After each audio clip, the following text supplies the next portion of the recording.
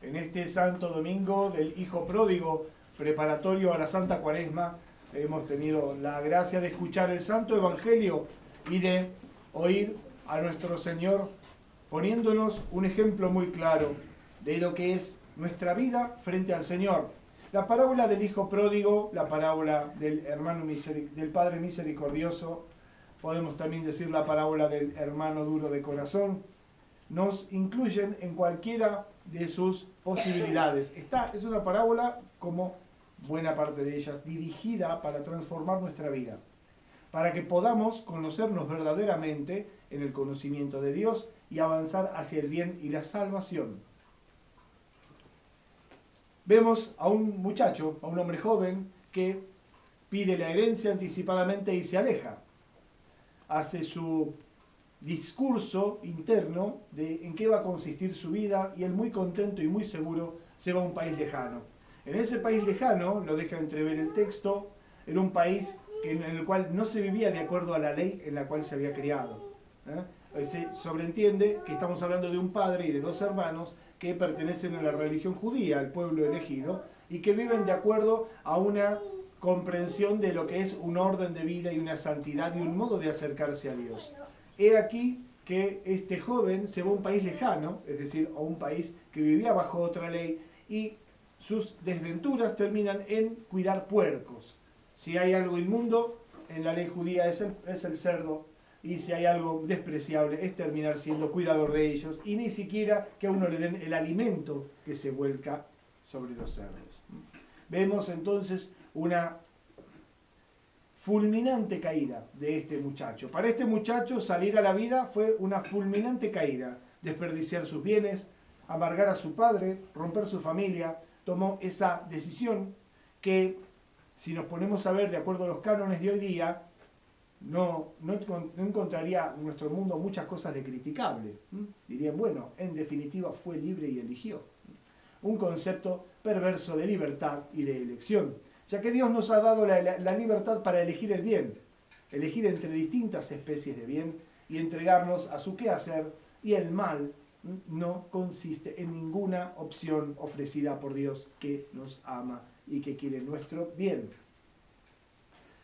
Ahora, él se encuentra después en un discurso de regreso.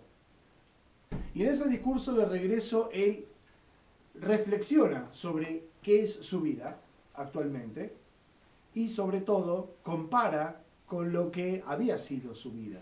Se da cuenta que esa libertad tan mal utilizada no ha hecho más que despojarlo de todo, que sumirlo en la más abyecta miseria, en la más despreciable indigencia.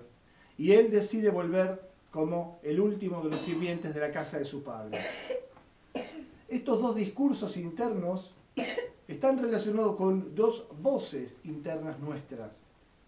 Y cada uno de nosotros debe interpretar y entender e identificar en qué momento habla en nosotros el hijo que quiere la herencia y se va, que muy alegremente desprecia la gracia de Dios, que no considera lo que Dios le está ofreciendo, y cuando volvemos arrepentidos, con el corazón dolido, con una compunción manifiesta de ponernos en manos de Dios, no exigiéndole nada a cambio, sino implorando su misericordia.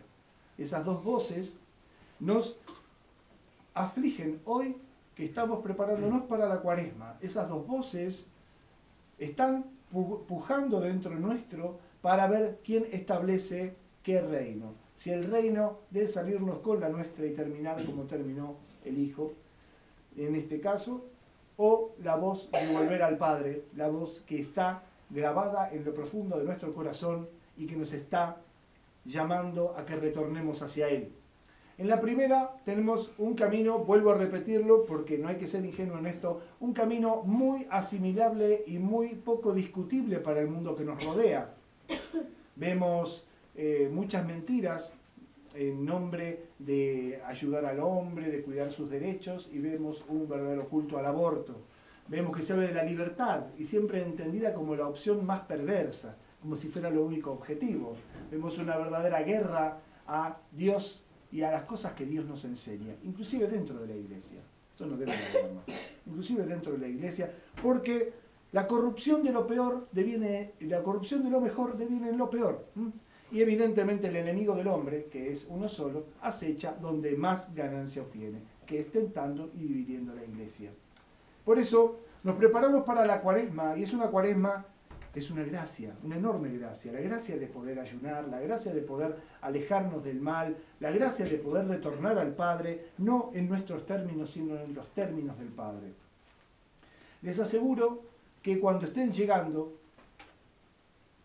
ya ustedes acostumbrados, cada uno de nosotros, acostumbrado a nuestro propio olor de cuidar cerdos, veremos que el Padre nos está esperando en la tranquera con los brazos abiertos, que no llegaremos a cumplir el trayecto para que Él se adelante hasta nosotros, y que, como dice el texto original, ¿sí?, nos apretuje a brazos y nos coma a besos, porque eso es lo que dice, no solamente lo besó, lo abrazó y lo besó, sino dice catafile, como un papá que encuentra a su hijo perdido y que festeja y celebra profundamente.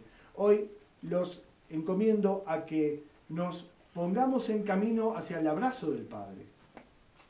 Nos pongamos en camino sin ponerle términos, sin decirle, ah, no, pero yo me quiero quedar con esto, esta parte es mi personalidad. Pongámonos en manos de Dios que nos hizo sin consultarnos y preguntémosle qué es lo que quiere de nosotros.